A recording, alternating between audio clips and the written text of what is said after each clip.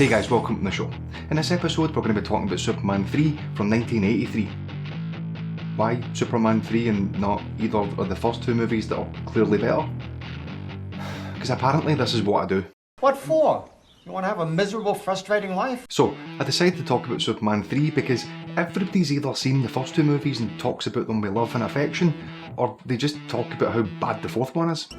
To a nice guy who's about to finish last. So let's take a look at this lesser talked about Superman movie, the middle child of the series if you will, and while it is bad, Oh, I'm sorry. it does have a few awesome moments that deserve some attention. Bullshit! And this is your spoiler alert warning, so you know, beware. Okay, so the basic story is this. There's an evil corporation guy and he wants to take over the world, and he says things like this. Mouths closed, ears open. And Superman has to stop him, but it's not as simple as that because Superman comes into contact with some man-made kryptonite and turns evil. Okay, doesn't it sound that bad? In fact, it kinda sounds pretty cool. I like the idea of a bad Superman, so what's the problem here? What's the matter? What? Oh, I'll tell you the problem. Comedy. Simple as that.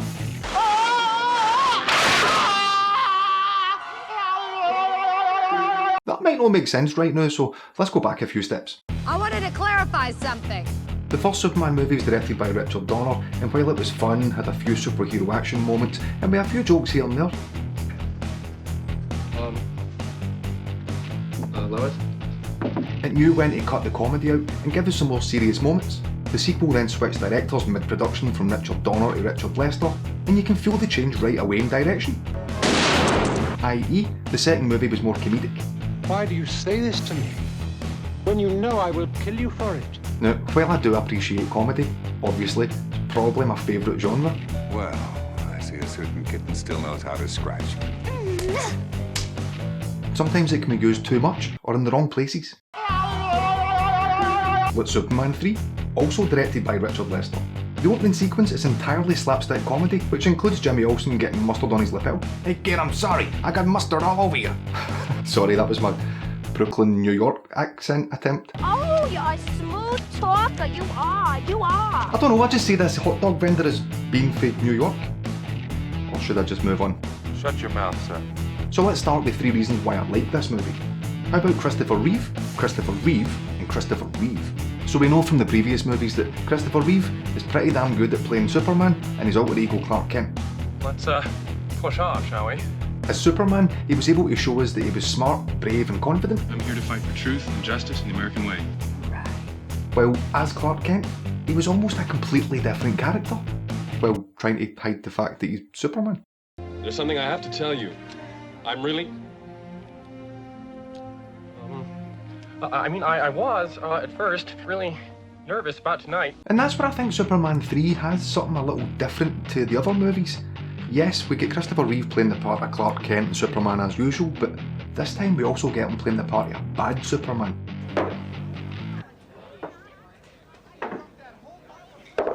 And yes, we're calling him Bad Superman for the purposes of this video.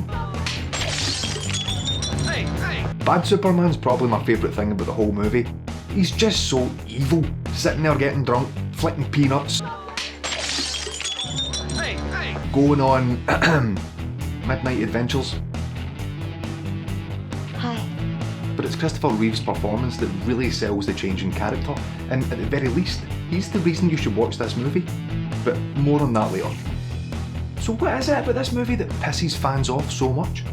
I mean, yes, we love Richard Pryor, but he was miscast in this, and the main villain ain't up to much either, but what did it do so wrong that made fans say, Fuck you. I know I used a clip from a movie there that actually had fans say, Fuck you. but that was an accident, Gil. It was so tender and just, you know. So according to most people, there are many faults or problems with this movie, so I'm only going to mention a few here. Ready? Why was Richard Pryor in this movie? Why was Richard Pryor in this movie, and how did he survive this fall off a multi-storey building on skis? If Lex Luthor was in all the Superman movies, even Part 4, why not this one? Lex, my mother lived in Hackensack. Anyway, where was I? Aye, when the classic damsel in distress is strategically positioned by the villain for bad Superman to find and rescue, how the fuck did she get up there? And while I'm on the subject of things that are laughable but I kinda enjoy in a shite way, does this sheriff guy have the worst dialogue ever? I know you can't tell about these fires. I mean, that fire, it's spreading like wildfire. Or is it just me? Well, it's not just a building, that's a chemical plant. You know what I mean? It's like chemicals. Or if that wasn't bad enough, what about this guy's dancing? This is the scene where Clark's back to Smallville for a classic reunion, and this is when we meet the one that got away. Lana Lang, played by Annette O'Toole. Mrs. O'Toole will take care of your needs. It is pretty sweet when they first see each other, and even this guy dancing doesn't ruin the moment. You can talk about Lois Lane being the love interest in these movies, but for me, Lana and Clark are the real love story. Because Lois loves Superman, but Lana loves Clark. Why am I overthinking this? Why am I asking you? Well, it is February, the month of love and all that, so what's wrong with having a nice wee moment? Love you all the time. And she does say the sweetest things to him. Clark, may I tell you something?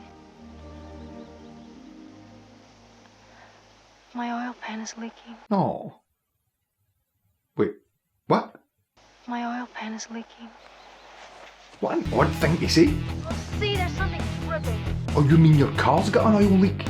How the hell can you tell that if you're way over there behind that tall grass or wheat? Whatever it is. This then leads to Superman saving little Ricky, and then Clark reappearing just as Superman leaves. Superman was here! As usual, with nobody been able to tell it's the same guy. Anyway, moving on. So let's talk about what I think is the best scene in the movie, where we get Clark Kent versus Superman. Yes, it's the scrapyard scene. Are you ready? Are you... Awesome countdown timer in 3, 2... 1. Mark.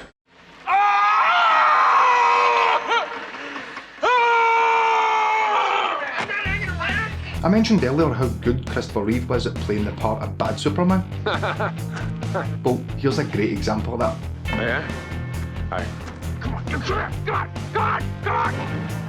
I still find it hard to believe that's the same guy playing both parts. I think it just goes to show how good the actor was, because when he's bad Superman, his facial expressions don't look like the Superman or Clark Kent that we all know and love, so kudos to Christopher Reeve for believably giving us 3 different characters in one movie. You always wanted to fly, Kent.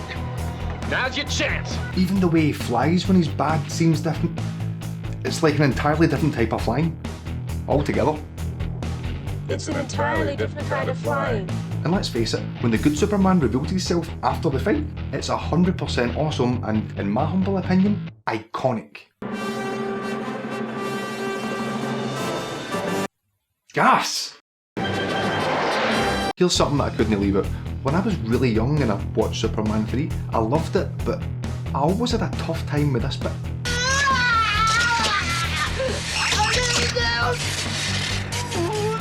Sis? I don't know why, but the robot at the end just used to terrify me. What is that? I mean, look at that thing. I think it's the hair that does it. It must be the nose. And finally, a special mention does go to Richard Pryor, because even though he was miscast or misused in this movie, call it what you will, I do like the bit when he needs to hack the computer and blags his way into the building. I said we're in big trouble. You know, first of all, they lost the invoice. Then when they did find it, they realized that they came up short on a few items. I just find that voice strangely amusing. I had to fix it myself with these little pinkies. With these little pinkies. Not to mention the bit when he's drunk and at the controls of that ultra high-tech 80s computer. Both keys at the same time? Oh! So let's wrap this bad boy up. Let's wrap this bad Superman movie up.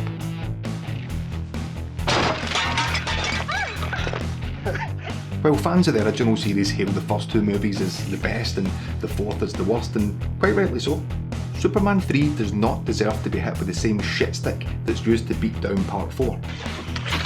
I believe this is yours. It tries to be funny way too often, and apart from a few laughs here and there, it fails at even that. But there are a few awesome moments or hidden gems to be found in there, if you're willing to look for them. Anyway, as always, thanks for watching guys. Take care. And remember...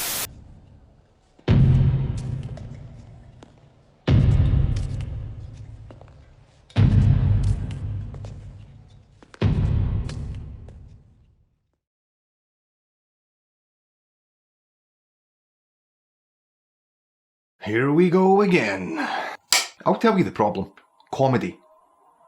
I'll tell you the problem. Cars. I'll tell you the problem. I was about to say cars again though.